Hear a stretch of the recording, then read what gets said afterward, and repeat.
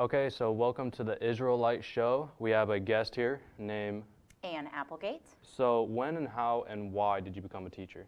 Well, I became a teacher in 2016. That was my first year teaching at the Career Academy. This is the only place I've ever taught. And at that time, my youngest daughter was starting kindergarten, and it felt like a great transition. But the icing on the cake, my mom was a teacher at the Career Academy for about 30 years. She taught the CNA program. The CNA program? Yes. And isn't that in a different building?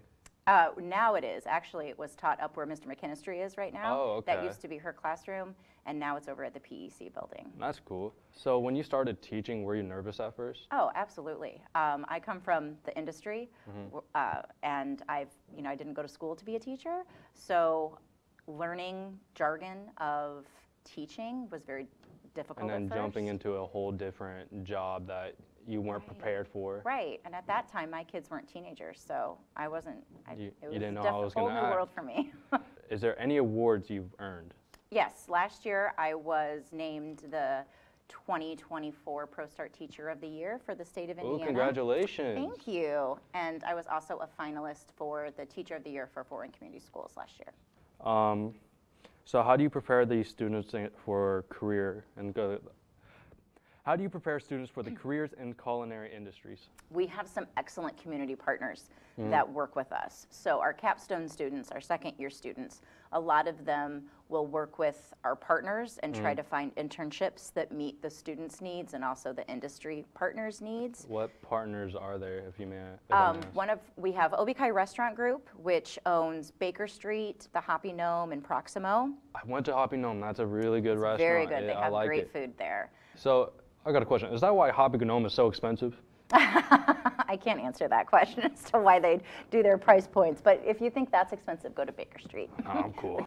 So how are you preparing for this upcoming job? I've actually been doing a lot of studying. I reached out to my new supervisor and asked for some study material before I start.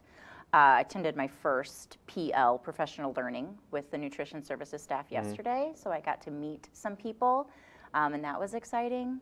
What are you most excited about this new job? I'm excited about the challenge. This job deals with a lot of food safety and sanitation. It deals with operations, and that's where my background is before I started teaching. So I'm just very excited to learn. I'm going to be like a sponge for the first few months probably, but I'm just excited for the challenge of it. And then what challenges do you see coming in, and how do you plan to overcome these challenges?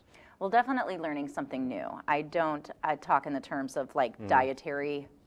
We don't, in the culinary world, we don't sit there and make sure that it meets all sorts of dietary requirements like you have to when you're feeding children. So that's going to be something new that I have to learn, is all of the nutrition aspect of it. And then what do you think you will miss most? The students. Absolutely, the students. I don't think anybody understands, unless you teach kids, what an impression you make on us and how much students fulfill us. So that bond, I won't have that same bond with in my new position. And these students, they're sometimes like my own kids. I spend a lot of time with them, and they're very important to me. So I will miss them very much.